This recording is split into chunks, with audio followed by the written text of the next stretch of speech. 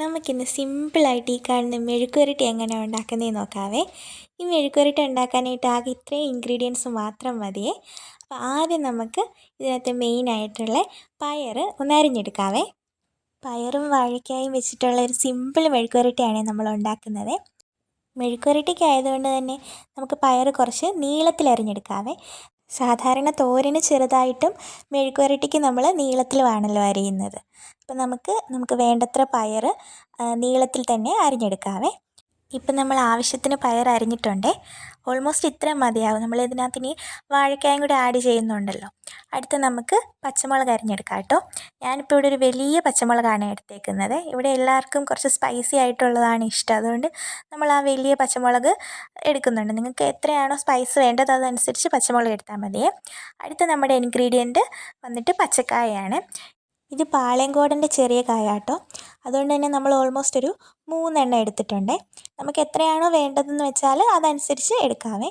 ഇനി ഇതെല്ലാം നമുക്ക് അരിഞ്ഞെടുക്കാം. 3 കായും നമ്മൾ അരിഞ്ഞ് ചെറിയ സൈസിലാട്ടോ അരിയുന്നത്. അരിയുന്നതിൻ്റെ സൈസും നമ്മുടെ കായയുടെ എണ്ണമൊക്കെ നമ്മുടെ ടേസ്റ്റ് അനുസരിച്ച് നമുക്ക് എടുക്കാവേ. ഇനി നമ്മൾ ഈ അരിഞ്ഞ കായയുടെ പീസസ് എല്ലാം കൂടി നമ്മൾ കഞ്ഞിവെള്ളത്തിലിട്ട് വെക്കും. കഞ്ഞിവെള്ളത്തിലിടുന്നത് എന്തിനാണെന്ന് വെച്ചാൽ പച്ചക്കായ്ക്ക് സാധാരണ അരിയുമ്പോൾ ഒരു കറുത്ത കറയൊക്കെ ഉണ്ടാകുമല്ലോ. ആ കറ പോകാനായിട്ടുള്ളൊരു ടിപ്പാണ്. ആ കറ വരാതിരിക്കാൻ നമ്മൾ അരിഞ്ഞ ഉടനെ തന്നെ കഞ്ഞിവെള്ളത്തിലിട്ട് വെച്ചാൽ ആ കറയെല്ലാം പൊയ്ക്കോളും. ഇനി അടുത്ത് നമുക്ക് വേണ്ടത് സവോളയാണ്. ഞാനിപ്പോൾ ഇവിടെ ഒരു മീഡിയം സൈസ് സവോളയാണ് അരിയുന്നത്.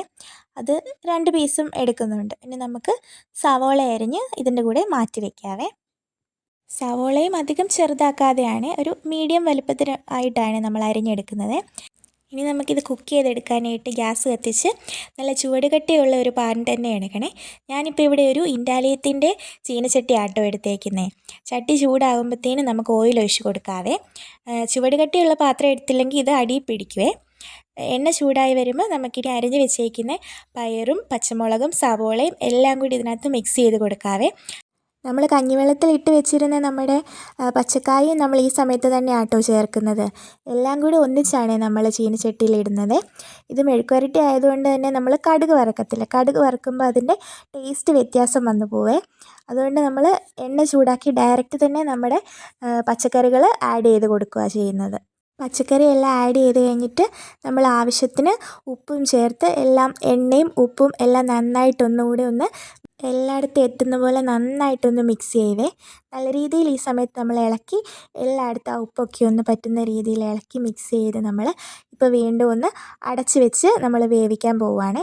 വെള്ളം ഒന്നും ഒട്ടും ഒഴിക്കത്തില്ല. കാരണം എണ്ണയെ മാത്രം കേട്ടോ നമ്മളിത് മെഴുക്ക് വരട്ടി വെക്കുന്നത്. ഇനിയിപ്പോൾ നമുക്ക് കുറച്ച് നേരം മൂടി വെച്ച് വേവിക്കാവേ. ഇടയ്ക്കിടയ്ക്കൊന്ന് തുറന്നിതാ ഇളക്കി കൊടുക്കണേ. അല്ലെങ്കിൽ അത് കരിഞ്ഞു പിടിക്കാനായിട്ട് ചാൻസ് ഉണ്ട്. ഇടയ്ക്ക് ഒന്ന് ഇളക്കി ഇങ്ങനെ കൊടുത്താൽ മതിയേ. വീണ്ടും നമുക്ക് മൂടി വെച്ചൊന്ന് വേവിക്കാം. കുറച്ചുകൂടി ഒന്ന് ആയിക്കഴിയുമ്പോഴത്തേന് നമ്മൾ ജസ്റ്റ് ആവശ്യത്തിന്, അതായത് ഒരു കളറിന് വേണ്ടി മാത്രം കുറച്ച് മഞ്ഞൾപ്പൊടിയും പിന്നെ എരിവ് അനുസരിച്ചിട്ട് വേണമെങ്കിൽ കുറച്ച് മുളക് പൊടിയും കൂടി നമുക്ക് ആഡ് ചെയ്യാവേ. അതും കളറിന് വേണ്ടിയിട്ടാണ്. ഓൾറെഡി നമ്മൾ പച്ചമുളക് എരിവിന് എടുത്തിട്ടുണ്ട്. ഇനി ആവശ്യമെങ്കിൽ മാത്രം നിങ്ങൾക്ക് സ്പൈസസ് ഇഷ്ടമാണെങ്കിൽ നമുക്ക് ആഡ് ചെയ്യാവുന്നേ ഉള്ളൂ മുളക് പൊടിയെ. ഈ സമയത്ത് നമുക്ക് ഉപ്പ് നോക്കിയിട്ട് വേണമെങ്കിൽ ഈ സമയത്ത് ആഡ് ചെയ്ത് കൊടുക്കാവേ. വീണ്ടും നമുക്കിത് മൂടി വെച്ചൊന്ന് കുക്ക് ചെയ്യാവേ. അത് കഴിഞ്ഞിട്ട് കുറച്ചുകൂടി ആകുമ്പോഴത്തേനും നമ്മുടെ പ്രിപ്പയറായി വന്നോളും. ഇടയ്ക്കിടയ്ക്ക് ഇങ്ങനെ ഇളക്കി കൊടുക്കാനായിട്ട് മറക്കരുത്. ഇപ്പോൾ ഇതാ നമ്മുടെ മെഴുക്കുവരട്ടി നല്ലതായിട്ട് വെള്ളമൊക്കെ വറ്റി നല്ല തോർന്ന് കിട്ടിയിട്ടുണ്ട്. നമ്മുടെ ടേസ്റ്റി ആയിട്ടുള്ള മെഴുക്കുവരട്ടി ഇതാ ഇവിടെ റെഡി ആയിക്കൊണ്ടിരിക്കുവാണ്. നമ്മുടെ സിമ്പിൾ ആൻഡ് ടേസ്റ്റി രണ്ടേ മെയിൻ ഇൻഗ്രീഡിയൻ്റ് ഇതിനകത്ത് വരുന്നുള്ളൂ. പച്ചക്കായയും അച്ചിങ്ങപ്പയറും. നമ്മുടെ ഇവിടെ അച്ചിങ്ങപ്പയറെന്നാണ് കേട്ടോ പറയുന്നത്. അപ്പം നിങ്ങൾക്ക് ഈ റെസിപ്പി ഇഷ്ടമായാൽ തീർച്ചയായിട്ടും ഒന്ന് വീട്ടിൽ ട്രൈ ചെയ്ത് നോക്കണേ. നിങ്ങളിത് വീട്ടിൽ ഉണ്ടാക്കാറുള്ളതാണോ എന്നൊക്കെ ഒന്ന് താഴെ കമൻറ്റ് ചെയ്യണേ.